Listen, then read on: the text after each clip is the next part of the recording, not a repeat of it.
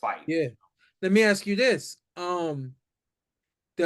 Has Naoya shown the ability to fight in multiple different styles?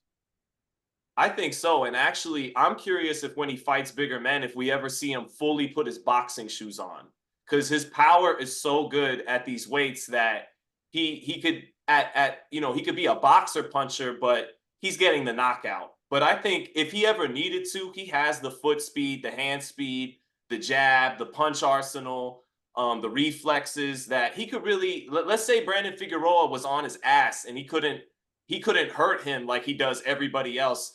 If he put his boxing brain on, he has the tool set to outbox him, like by Yeah. just moving around the ring and using the jab and taking what's there. But I do think so. I think, like we saw with Canelo, he switches stances, he switches positions, and he like okay, um, when he knocked out Neary, he tightened up the stance with his back on the ropes, doubled up on the hook, made it even shorter the second time. So he definitely has different looks and stance. It's not all just speed and power, that's for Yeah. sure. He Yeah. has different positions and stances that he defends and punches out of. So yeah, I think he's got different styles. I know everybody has been talking about how he basically, when he punches, he brings that hand down or whatever. Mhm. So I always call it the swimming effect, where it's like your hands aren't coming back. And this is, kind of this is the true way to box or whatever. I know everybody's talked about that. Another thing that I picked up on while I was watching him, and again, like as a analyst, I'm always trying to critique a fighter, and especially when I say it on air, I know a lot of these fighters are gonna go and watch the fight back, and so I almost want to give you the advice while I'm analyzing you in the midst of your fight. Anyway, to me, he stands a little too erect. Think that if he had a little more bend in his waist, a little more bend in his knees, he might actually be a little more explosive than he already is, and he might actually be able to be a little more mobile than he already is as well. And the other thing that I saw is that his foot is really turned out to the right. And the reason why I point that out again, limiting his mobility. When your foot is out this way, it means your entire foot is on the canvas, opposed to when you have an angle and the bend in the waist brings that foot up a little bit, and you've got some air under that heel, puts you more on the balls of your feet. Now, anybody watching this that knows anything about sports, knows anything about athleticism, there's no athleticism on your heels. There's no athleticism on the middle of your feet. All the athleticism that you use is on your toes, on the balls of your feet. So, in essence, what I'm saying is, when he's like this, he has to literally, it's in minutes, like the smallest of seconds. I don't know what do you call that? Milliseconds. It's in milliseconds, but he literally has to shift before he moves.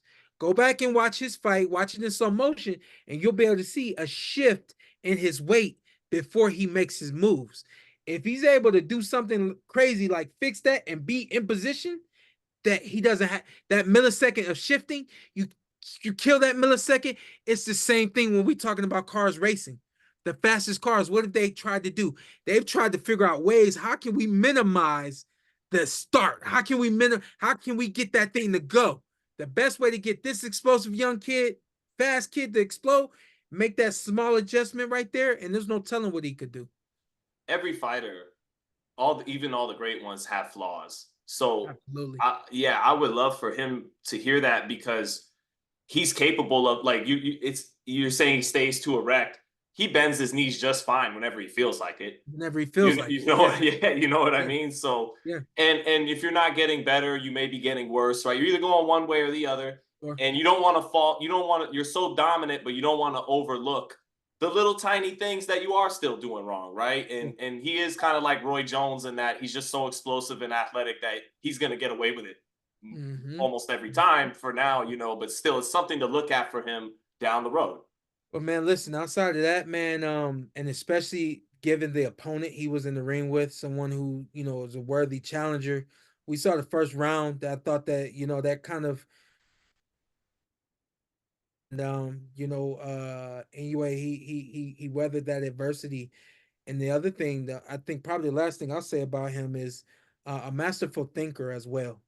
You know, that we what we translate as confidence is him actually being able to think and really slow this thing down. This thing moves extremely fast. And when you're able to slow it down, you're able to think that fast and that sharply and figure it out and make the right moves and do the right things. He hit Neary with some right hands that I saw. I said, man, he knew, thinking he knew that that's the punch that to throw and when to throw it. There's things we do when we train, and I always call it ABCs. We know our ABCs. We know jab, we know slip, we know the right hand's coming, we know the ABCs. But when you're able to think A, F, B, G, C, D, and just go back and forth simultaneously like that, and I can look you in your eyes and I can tell like this dude is just running these numbers so fast. Sexy, man. Do I have you